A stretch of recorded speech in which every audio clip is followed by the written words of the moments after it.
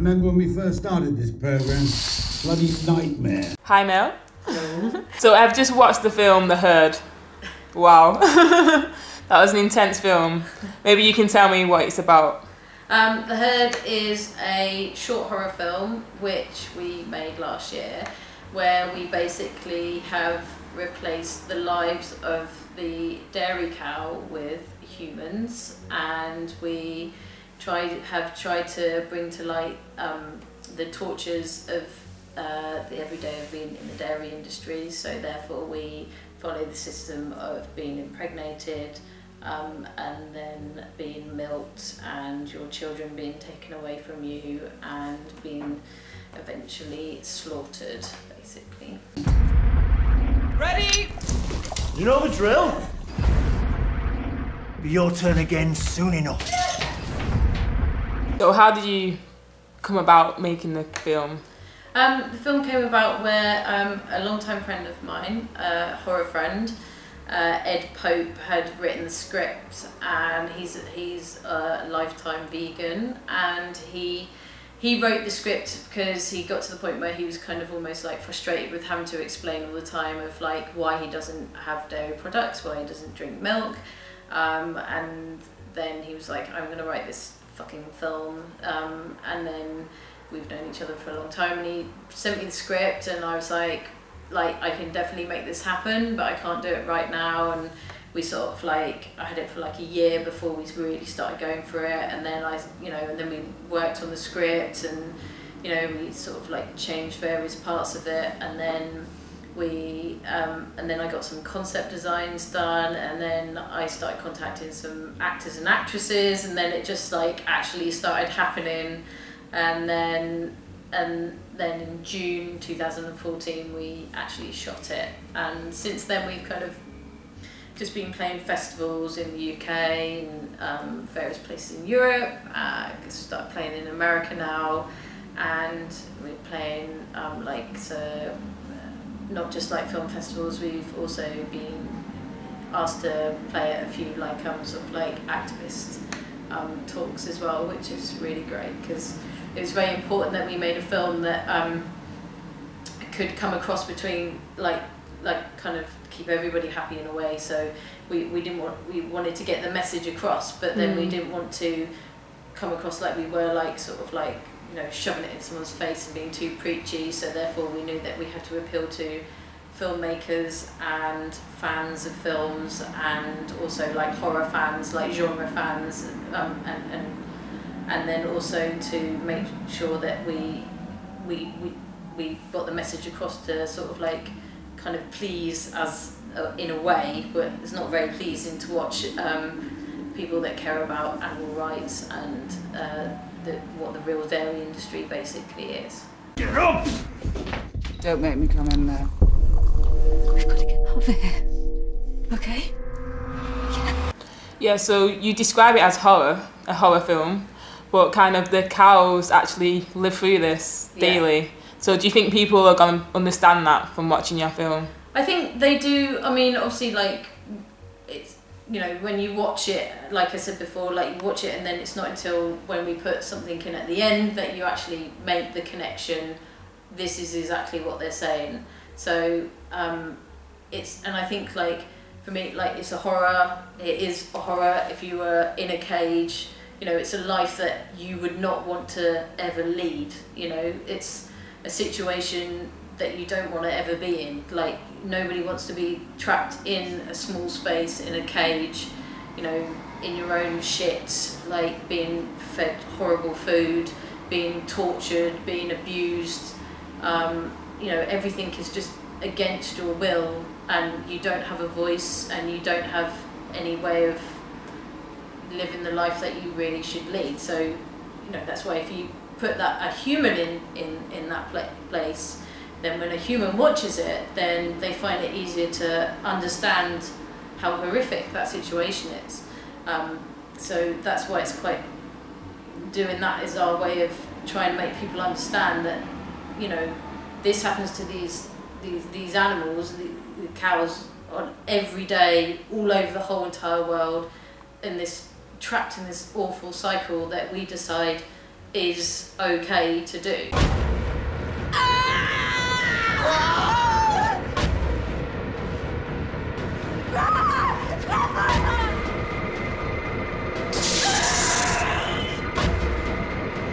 So you're saying that if humans are put in that position, they won't like that, but maybe humans have that right over animals to put animals through that suffering and pain.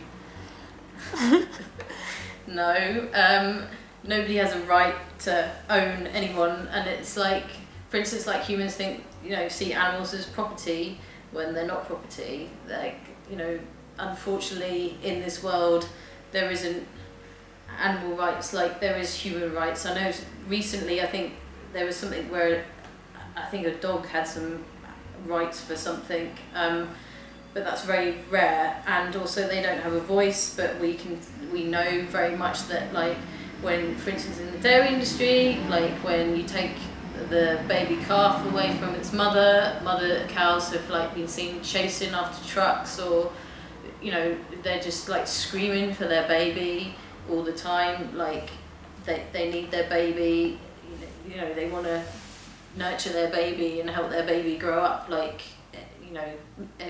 majority of everyone does.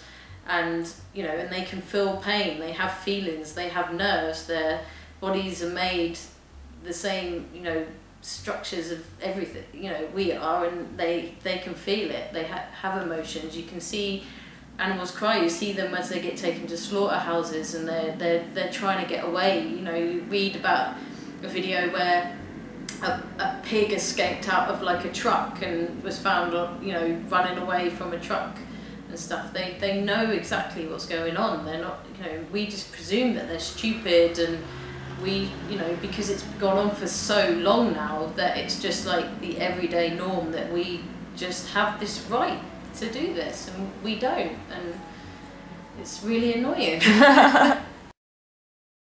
Hello, gorgeous. We're not going to kill you. Not yet. Do you think your film will help break down that barrier and like help create the link between animal suffering and what's on your plate?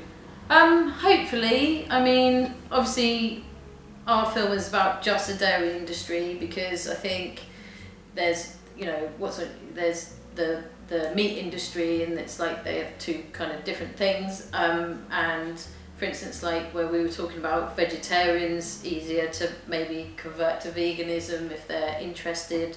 And I think,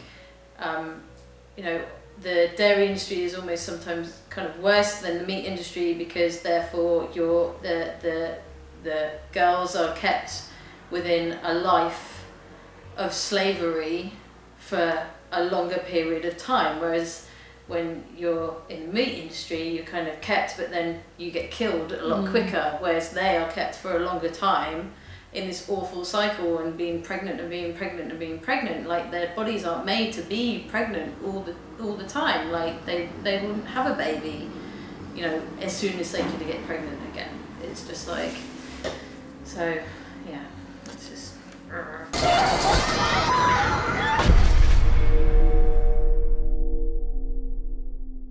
Do you think there's a link between veganism and feminism, like the way females are treated compared to like animal females? Yeah, definitely. I mean, I remember my partner said to me once, he said, I don't think you could be a true feminist unless you're vegan, because of the way,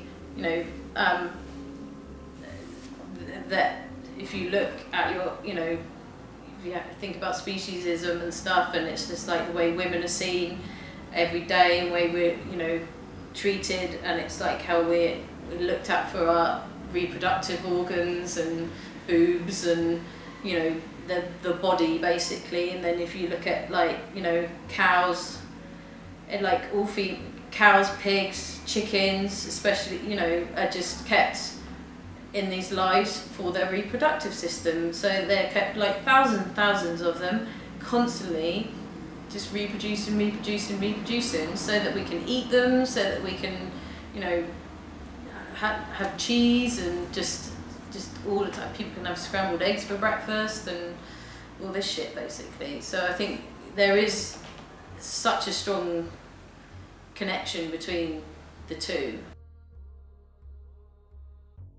On your flyer for the film, it says you're a product underneath the title, The Herd.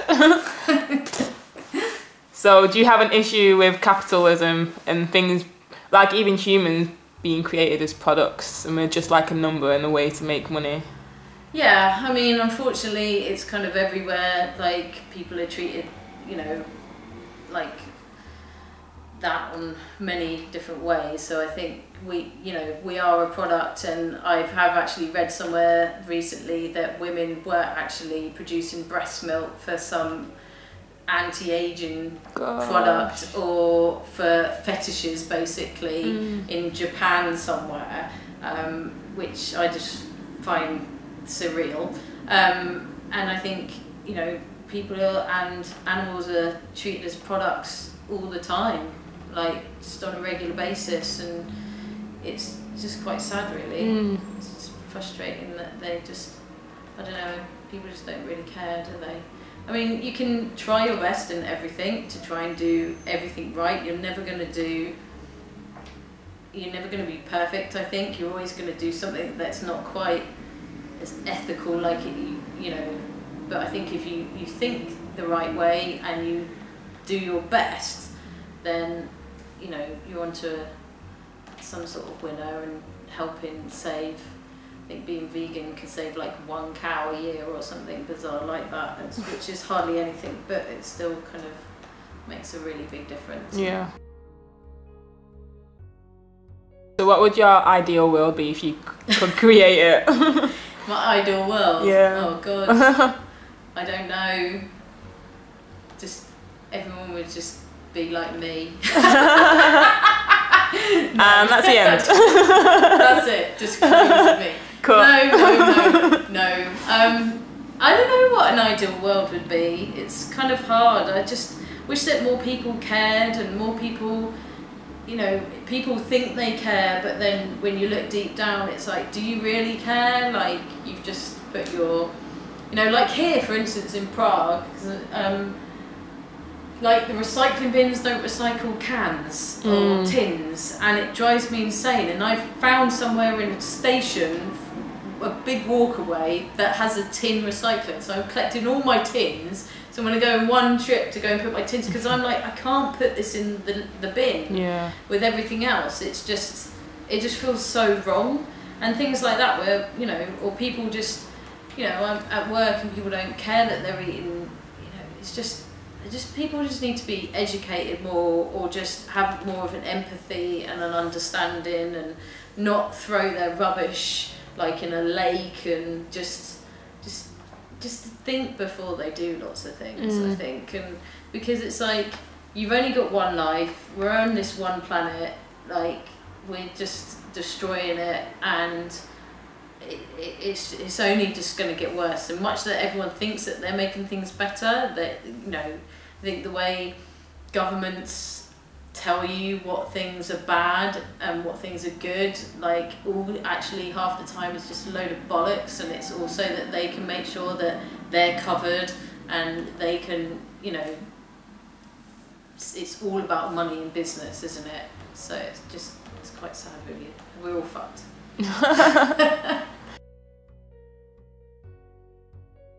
So in this messed up world, you decided to create the film, and it was a lot of hard work and dedication. Like, where did you get your passion and energy to keep going until it was complete? My vegan diet. Yay! I don't know, it's just me. I'm just like that as a person. I'm just very determined, and if someone tells me I can't do something, then I'll do it myself, or I'll just find a way of doing it. And it's just, that's just the way I work, basically. I think it's just, like, the only way I think that you can do anything with your life is to make it happen yourself, and to have like goals, and just go, you know, yeah, right now that is like really far away and I probably can't do it, but I can do these little things instead and build these little foundations. And, you know, every year I'm just like, oh, God, I still haven't done this big dream that I want to do. I'll do all these little things instead, and, you know, maybe that might work. And so I just constantly push myself, I think, and it's something might happen eventually, but I don't even know what's supposed to happen. So. So what would you say to people that want to follow their dreams and their passion? Just keep doing it. Mm. Yeah, so you just gotta keep trying. And I know that like sometimes it means that like it's hard because you need money for things, and then you just have to find a different way of doing something and a different angle or something. But I think you just have to keep pushing. Why did you become vegan? I was vegetarian for a very long time, for over 10 years, and I've only been like proper vegan since we started making this film, because I said to Ed the writer, I said there's absolutely no way I can make something that's so important without being vegan. And then I kind of started seeing a vegan as well, and then I was like suddenly realised like I didn't buy milk anyway. I didn't even remember the last time I bought cheese. I think I'd only had like cheese and something because I was out and about and there was nothing to eat. And then Alex told me off, and I was like, yeah, like why did I do that? That was really dumb. So yeah, I've been vegan since we made the herd, so it's like not very long, but I do feel that I had to stop buying. Don't even know when I bought leather, and I was probably 90% vegan anyway. So now I just look at packets and just go, nah, oh well. Can't eat that, never mind. Yeah. But it's kind of cool because when you do eat stuff, like other things, I find like the best vegan chocolate is kind of like, it's more of a treat. So it's like everyone at work has ice cream at the end of their pudding every day, and I'm just like, well, I'm just going to go to the vegan ice cream place on my day off, and like it's going to feel like I deserved it. So do you have any tips for people that want to go vegan? It's not that hard.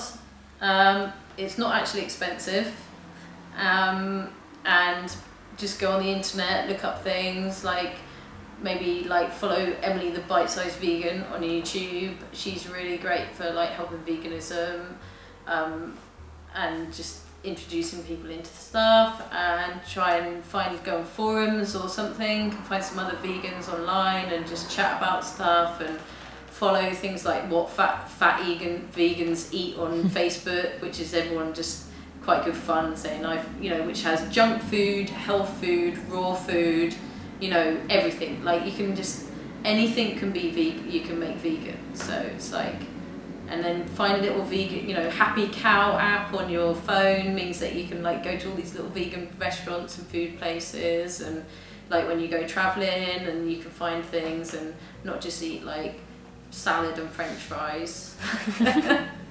So yeah, I think it's just a little bit of research and probably finding some other vegans, which sometimes can be really hard, but like once you find each other, and even if you talk on the internet, like you can still share ideas, so it's like kind of easy. Yeah, that's great. Thank you, Mel. Thank you.